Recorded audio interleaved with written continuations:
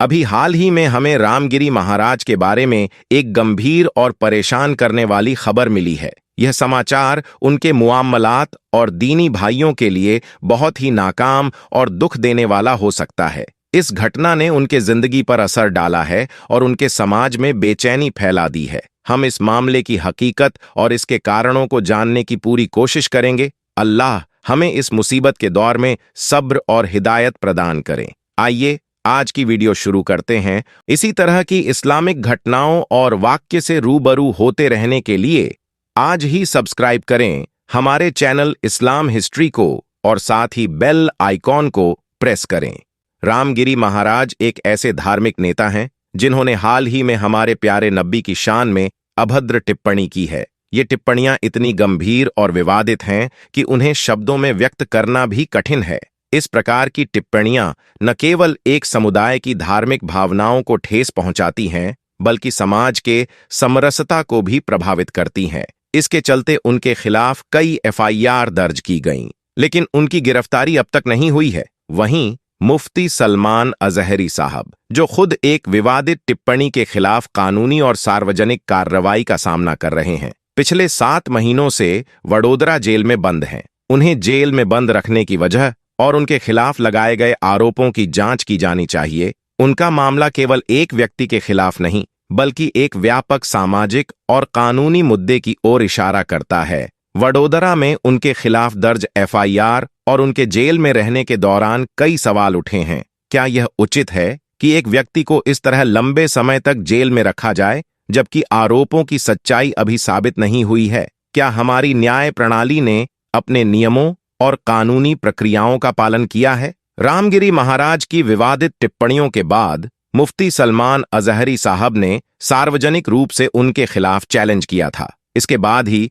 रामगिरी महाराज की लोकप्रियता बढ़ी और यह सवाल उठता है कि क्या यह विवाद और सार्वजनिक चैलेंज इन मुद्दों को और भी अधिक जटिल बना रहे हैं? अफसोस की बात यह है कि मुस्लिम समुदाय ने कई बार शिकायत दर्ज कराने की कोशिश की, लेकिन एफआईआर दर्ज करने में कठिनाई आई। इसके बाद के धरना प्रदर्शन और प्रयासों के बावजूद गिरफ्तारी की प्रक्रिया धीमी रही है। यह स्थिति केवल एक ही धार्मिक समुदाय को नहीं, बल्कि पूरी न्याय प्रणाली को प्रभावित करती है। इस पूरे परिदृश्य में यह जानना महत्वपूर्ण है कि क्या हमारी न्याय व्यवस्था निष्पक्ष और प्रभावी ढंग से काम कर रही है? क्या हम सही मायने में एक न्यायपूर्ण समाज की ओर बढ़ रहे हैं, या फिर हमारे समाज में गहरी विषमताएं और असमानताएं बनी हुई हैं? आइए इस महत्वपूर्ण मुद्दे पर विचार करें और यह सुनिश्चित करने का प्रयास करें कि हमारी न्याय प्रणाली सभी के लिए समान और निष्पक्ष हो। हमें यह याद रखना चाहिए कि न्याय और इंसाफ इस्लाम की बुनियादी शिक्षाओं में शामिल हैं। नबी के जीवन से हमें यही सीखने को मिलता है कि हर व्यक्ति को न्याय मिलना चाहिए और किसी भी समुदाय को गलत तरीके से टारगेट नहीं किया जाना चाहिए। न्याय के रास्ते पर चलना और सबके साथ समान व्यवहार करना हमारे दीन का महत्वपूर्ण हिस्सा है। इसलिए हमें चाहिए कि हम सभी मामले को धैर्यपूर्वक और निष्पक्षता से देखें और सुनिश्चित करें कि हमारी न्याय व्यवस्था सभी के लिए समान और निष्पक्ष हो, बल्कि इसके उल्टा उनकी सुरक्षा को और बढ़ा दिया गया है। यह कहकर कि उनके ऊपर हमला हो सकता है या कोई अनहोनी घट सकती है। आप खुद देख सकते हैं कि एक बेकसूर जिसने किसी भी धर्म को निशाना नहीं बनाया 7 महीने से जेल में है। केवल एक मामूली बयान के आधार पर उन्होंने न तो किसी दूसरे मजहब के लोगों को निशाना बनाया और न ही किसी और मजहब की बुराई की, बल्कि उन्होंने मोहब्बत और भाईचारे का पैगाम दिया है। 7 महीने बीत चुके हैं, लेकिन उनकी रिहाई अब तक नहीं हुई। अभी तक वे जेल में हैं और जब जमानत के लिए वकील याचिका डालते हैं तो कोर्ट उसकी याचिका को भी खारिज कर देती है। यह स्पष्ट है कि जिन्होंने कोई अपराध नहीं किया और जिनके बयान में किसी प्रकार की गुस्ताखी नहीं थी, उन्हें न केवल लंबे समय से जेल में रखा गया है, बल्कि उनकी जमानत भी रद्द कर दी गई है। यह स्थिति इस्लाम के सिद्धांतों के खिलाफ है, जो हमें न्याय और सच्चाई की ओर ले जाता है। इस्लाम हमें सिखाता है कि किसी भी बेगुनाह के साथ जुल्म नहीं होना चाहिए और हर व्यक्ति को निष्पक्ष न्याय मिलना चाहिए। यह महत्वपूर्ण है कि हम अपने न्यायिक और कानूनी तंत्र को इन इस्लामी मूल्यों के अनुसार देखें और सुनिश्चित करें कि हर किसी को इंसाफ मिले। वह ऐसे में करीब 7 महीने से जेल में हैं और उनकी जमानत भी रद्द कर दी जाती है। इसके विपरीत जो व्यक्ति सच में गुस्ताख ए रसूल है, जिसने खुलेआम प्यारे आका की शान में गुस्ताखियां की हैं, उसका कोई तामील नहीं किया जा रहा। यह न केवल भारत के मुसलमानों के लिए बल्कि दुनिया भर के मुसलमानों के दिलों को भी ठेस पहुंचाता है। वह खुलेआम ऐसा करता है और इसको अपने किए पर जरा भी अफसोस नहीं है। इस्लाम हमें सिखाता है कि हमें हर हाल में न्याय और सच्चाई के रास्ते पर चलना चाहिए। जब कोई गुनाह करता है तो उसे कानून और उसके परिणामों का डर होता है। अक्सर वह तौबा करता है और अपनी बात से मुकर जाता है, जैसे कि अगर मैंने कुछ गलत कहा है तो मैं माफी मांगता हूं।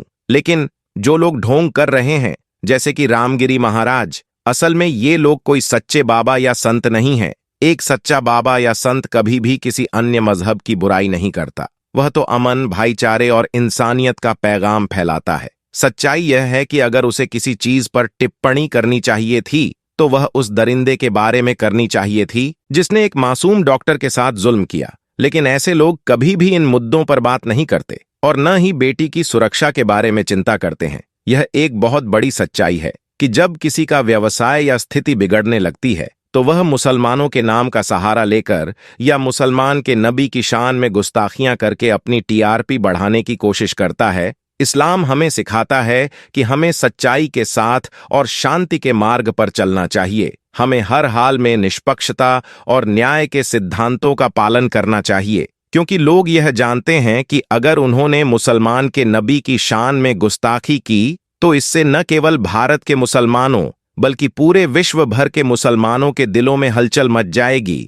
इसके परिणाम स्वरूप उनकी टीआरपी बढ़ेगी और वे अपनी गलतियों को छुपाने के लिए इस धर्म के नाम का उपयोग करते हैं। दोस्तों, एजाज खान ने भी इस संदर्भ में एक बयान जारी किया है और स्पष्ट शब्दों में कहा है कि उन्होंने पहले भी इस पर ध्यान दिलाया था कि मुसलमानों को अपना एक सच्चा रहनुमा चुनना चाहिए। आज का जज्बाती मुसलमान, जो अक्सर भोला और सच्चा होता है, विभिन्न राजनीतिक पार्टियों को वोट देता है लेकिन अपने सही रहनुमा को समर्थन नहीं करता। इसके परिणाम स्वरूप आज स्थिति यह है कि कोई भी पार्टी का व्यक्ति मुसलमानों के हक की बात नहीं करता। मुझे आशा है कि आप मेरी बातों को समझेंगे और अमल करेंगे। अगर आपको यह वीडियो पसंद आई हो तो कृपया इसे लाइक करें और ज्यादा से ज्यादा शेयर करें। तब तक के लिए अल्लाह हाफिज।